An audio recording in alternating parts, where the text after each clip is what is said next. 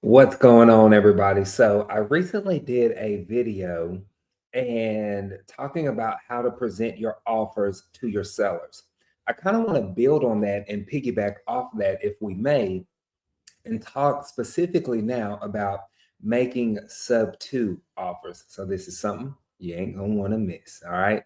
Now, of course, I'm going to do the ads. Please like, subscribe, share, all that amazing stuff. Right now, let's jump right into the content because I want to be valuable or mindful of your time. Excuse me.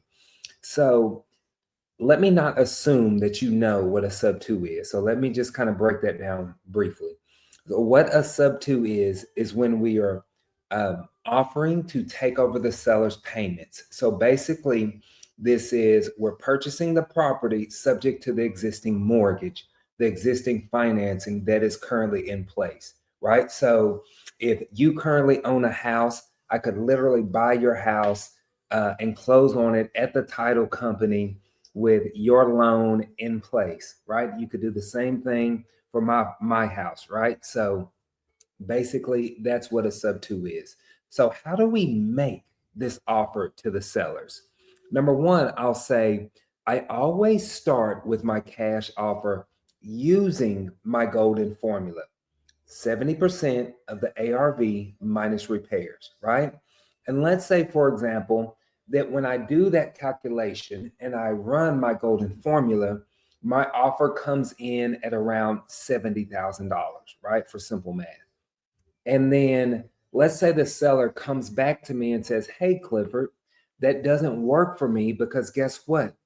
I owe $80,000 on the property, or I owe 85,000 on the property." Well, this is where I start to offer sub two. And this is how I'm going to say it. And I'm going to tee it up. So when that seller comes back and tells me that that doesn't work, I'll say, "Well, hey, Mr. or Mrs. Seller, in some cases like this, not all, some, we have been able to take over the payments. Is that something that you're open to?" Just like that, it's teed up, right? I'm not going in here trying to say fancy real estate jargon like, "Hey, Mr. Seller, would you be open to us purchasing the property subject to the existing financing?" Right? Like that, nobody can relate to that. I just simply break it down in simple terms. Would you be open to us taking over the payments? Yes or no? Right? Now, here's the thing, the seller's going to say yes or no, or what does that look like, Clifford? And this is how I personally describe it to the sellers. Okay. I'll say, "Well, Mr. Seller or Mrs. Seller, when we take over the payments, there has some pros and cons. Not really cons, it just depends how you look at it. So when we go to the closing table, I want you to know that the current loan or mortgage that you negotiated when you first bought the house stays in place." Okay. So what this means is we are actually going to be responsible from that point forward, making those payments on your behalf. Okay. Now, you're not going to own the house. You're not going to have to worry about those payments. You're going to get all the documentation at closing stating that you are not responsible for that. And so we will just be responsible for taking over those payments. Now, the good thing is we get to close on this house. You don't have to worry about bringing anything to the closing table.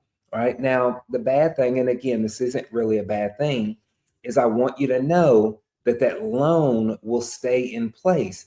So let's say, for example, Mr. Seller, that you negotiated a 30-year loan on your property, and there's, you know, 22 years left remaining. Well, guess what? That loan stays in place. We cannot change any of that, right? Now, the good thing is that we'll continue to make those payments. So it'll boost your credit score. It'll help you out in those areas.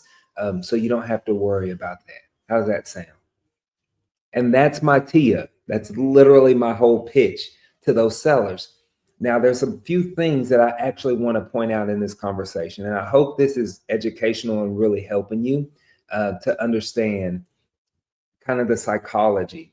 I want them to know that we are closing on this house. that we're going to a title company. I'm trying to emphasize on that they no longer own the home. They have no rights, no say so, nothing to do with that property once we close on that house. Nothing at all. Okay. That's number one. Number two, if you noticed in here, I told them that whatever terms that they negotiated when they bought the house, I specifically use that line, but because it puts things in perspective for sellers to know that, you know what, I did agree to a 30-year loan. I did agree to a 20-year loan or 15 or whatever it may be, right? And so when I put that on their laps like that, it's like, oh yeah, I did negotiate that. And so, man, I guess that has to stay in place because that's what I negotiated, right? So they're kind of taking a little bit of ownership or accountability there, right? So that's why I tee it up in that way. Now, could we sell that house and pay that loan off sooner? Yes. Could we do other things and refinance out of that if we wanted to at a later date and time? Yes. But I don't want to say that, okay? Because I want them to expect that loan to stay in place, right? So they're not hounding me or anything like that. So that's basically how I tee up a sub-2 offer for my seller. So remember, make your cash offer. If the cash offer doesn't work, come back and try a sub-2 offer and let me know how that goes. And then also in the comments below, let me know if this was helpful. If you want some more videos like this, I can share with you how I pitch the different strategies from sub-2, novation, seller financing, right?